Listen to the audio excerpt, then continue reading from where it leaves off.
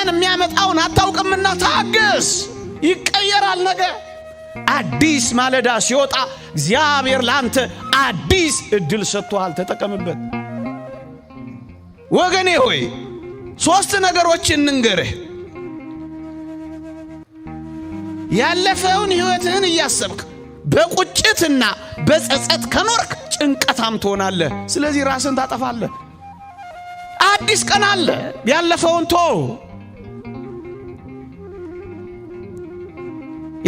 ቶ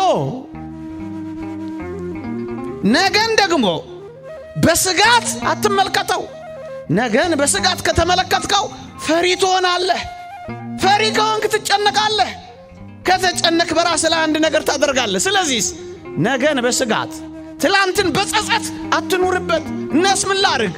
ዛሬን ከእግዚአብሔር ጋር ተደሰትበት። ሌላው ችግርህን ለአንዴና ለመጨረሻ ጊዜ የሚፈታልህ ሞት መስሎ ታይቷል ማለት ነው። ሞት ችግርህን አይፈታም።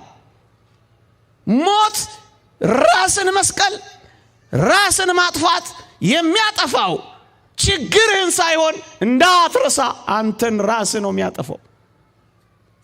የእግዚአብሔርን ህልውና በልብ ውስጥ ያለውን የእግዚአብሔርን ህልውና ጭምር ነው የሚያጠፋው። ለዚህ እኮ ነው ብርቱ ኃጢአት የሚሆነው። ራስን ማጥፋት ችግርህን ሳይሆን የሚያጠፋው ህልውናህን ነው።